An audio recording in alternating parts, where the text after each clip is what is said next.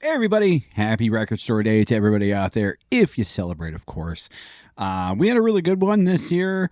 The list was really solid. There was a lot of things on my long list, a few on my short list of must-haves, and I was able to pick up basically everything that I wanted, which hurt the wallet quite a bit, but yeah, it's worth it in the long run, of course. I love Record Store Day. I love getting together and going down there with my brother and friends in the past and hanging out and just lining up early. Even if there's not a ton of stuff that I'm interested in, I just love being around it and the vibes with it.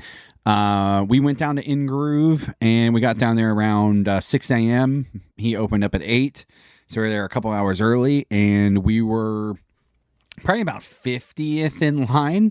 There was quite a bit of people there. This list was fairly stacked this year as far as like popular artists and good niche stuff and good jazz stuff that people were interested in. So it kind of ran the gamut of all different flavors, and you could definitely tell by the line. There was a lot of Swifties in line, a lot of people there for the Charlie XCX 7-inch as well, but good variety of stuff, and it was a great list, especially for me. A lot of good rock and hard rock and metal stuff that I was interested in, and like I said, I got it all. My brother was specifically interested in the Stone Temple Pilots live set. We were able to pick that up for him, and he got a couple other things. He got the Black Sabbath Tony Iommi 7th Star reissue. He picked up the Adam Sandler. He grew up on that live comedy album, so he picked that up on vinyl. The only thing he wasn't able to find was the Scott Weiland live set that they released this year, and we were talking, and I said, yeah, I mean, there was 4,000 of the STP, there was 2,000 of the Scott, and pretty much everybody that was buying the STP was going to buy the Scott. And it turns out it sounded like Mike only got 2 of the Scott Weilands in, and we got some of the last few STPs.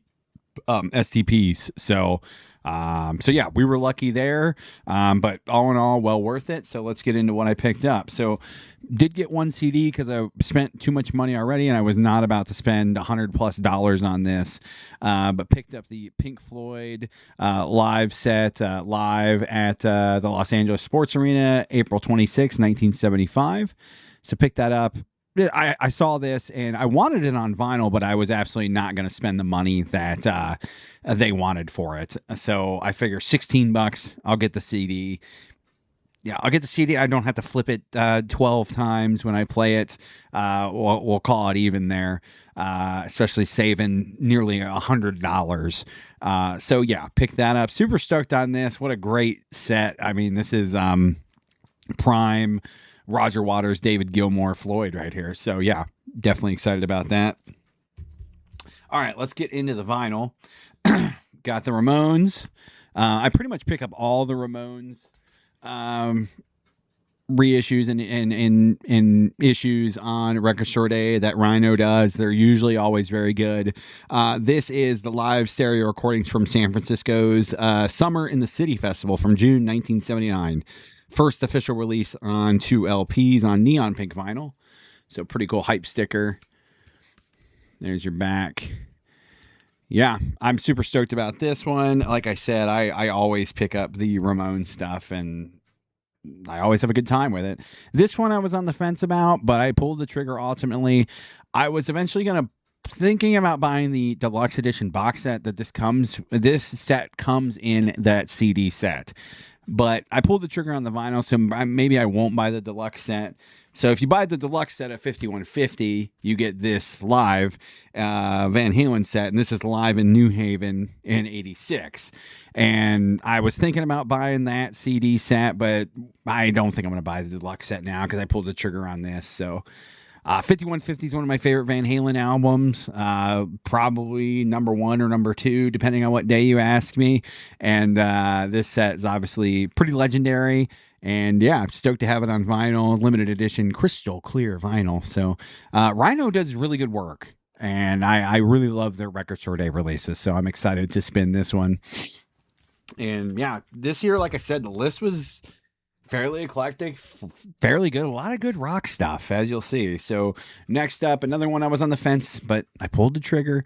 Thin Lizzy, live in Cleveland, 1976. I try to pick up the Lizzy releases when they drop on Record Store Day. They're usually fairly typically good, and like this era of the band, they were firing on all cylinders. So yeah, this is live in Cleveland, 76, on vinyl for the first time. 140 gram transparent vinyl. Really dig the cover on that. There's your back. Really good set list as well. So yeah, stoked to have that one. And like I said, the only thing we were not able to get was the Scott Weiland, and we actually went to a second store as well. We went to one of the Zias in town, and they didn't have any either. So it seemed like that got allocated pretty heavily. And like I said, anybody buying the STP was buying that Scott Weiland set, and there was double the amount of the STPs. So it's just a numbers game at that point. Moving on. More live stuff. I love Record Store Day for the live sets. I typically, that's the most stuff that I buy is the live sets that drop. The Darkness. This is double live album on color 2LP. First time on vinyl. This came in the deluxe edition CD box set for One Way Ticket to Hell. Their second album that just came out a few years ago for the 20th anniversary. I think it was this year, actually, for the 20th anniversary. But yeah, this is One Way Ticket to Birmingham live at the NEC in 2006. Very good set. Got all the big songs from the first record and the good songs from this second record. So excited to spin this one. Kind of an impulse buy, but I love that first record. I do like One Way Ticket to Hell quite a bit, but not as much as the first one. But I'm excited to check this out.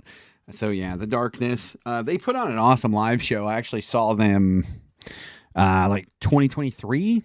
I think it was, and they played Permission to Land. It was during the it was 2023, because it was the Permission to Land 20th anniversary tour, and they played that entire album, and it was awesome. Justin Hawkins is an amazing frontman. More Rhino stuff, yes. Tales from Topographic Tours. This is a 3 LP set featuring live recordings from the 73-74 tour. All 4 epic album tracks and more on this. So I love the Rhino reissues and issues live sets that they do for Record Store Day. And this is no different. The Yes ones never disappoint. So excited to check this one out. And like I said, line was stacked. And we got in there and I thought, man, we might actually miss out on some stuff. But unfortunately and fortunately, I didn't. So next up, another one I was on the fence of because I have a really clean original pressing of this record. And it's not my favorite Sabbath or Tony Iommi record. Honestly, it's kind of a weird kind of dark horse record. I love Glenn Hughes, though. And this record is good in spurts for me. I do like quite a few tracks on here, like In for the Kill, No Stranger to Love, Heart Like a Wheel. Really cool songs that I'll spin and come up on mixes for me quite a bit. So yeah, I wanted to pick this up. It's the 40th anniversary, newly remastered from the analog tape. So I'm excited to spin this and compare it to my original pressing. I have a really, really clean original pressing of this. And this record isn't like super hard to find. So kind of a weird reissue to me, but I had to get it. I usually buy anything Sabbath or Iommi related when it comes to Record Store Day stuff. Speaking of another band I always support when they drop stuff, Judas Priest. This is live in LA from 90. Limited edition on purple vinyl. First time on vinyl. Really good set list. Only 10 tracks on here, though. So that's kind of disappointing. But really good set list. And obviously the Painkiller tour. So that's a great album. Great tour. Great era of the band. One for the Wife. K-pop Demon Hunters. The soundtrack. I knew nothing about this, so picked that up for her. Couple more here. The one I absolutely wanted to have the most. That was the most expensive, unfortunately. Fear Factory's Digimortal. Reissued on vinyl for the 25th anniversary, which is awesome. Remastered and expanded for vinyl with 4 bonus tracks. Black and blue splatter pressing, limited to 2,000 copies. I used to own a version of this that was like a 2007 or 2008 pressing of this album, and I got rid of it in a purge. And never could find it again. Didn't want to spend the money to reacquire it. So super stoked that this did get a reissue. It's a really good record. This era of the band from, the early to mid 90s to the early 2000s, like that's peak Fear Factory for me. So yeah, this is a really fun record. I'm excited it got reissued. And my old pressing of this was only a single, I think it was a single LP.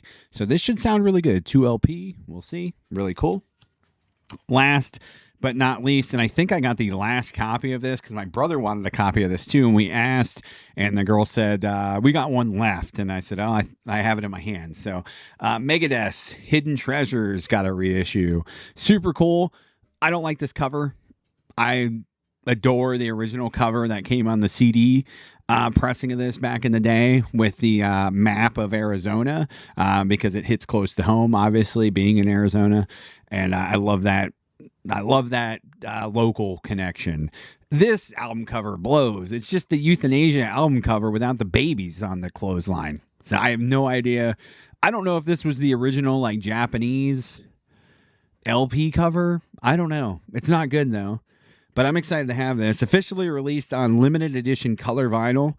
Includes 4 Japanese only bonus tracks. So very cool. This actually ends up having basically 12 songs on it. So almost just a full record of Megadeth right there. A lot of the Megadeths are getting reissued. So that's cool, man. A lot of that stuff's been out of print and expensive for a long time. So that's all I've got for Record Store Day. It was highly successful. Basically got everything we wanted. The only thing we missed out on was the Scott Weiland, but maybe it'll float out there online tomorrow and Josh can pick it up online.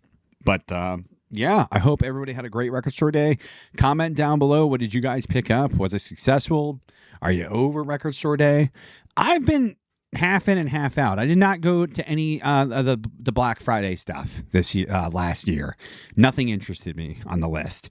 And then this list dropped, and I'm like, oh, all this stuff I either really want or passingly want. And I had a big list. And I had my must-haves, and I didn't expect to find all of it. And I found all of it. So there you go. A hard day on the wallet, but a successful day for the collection and things to listen to. So anyways, guys, thanks for watching, and we'll see you next time. Peace.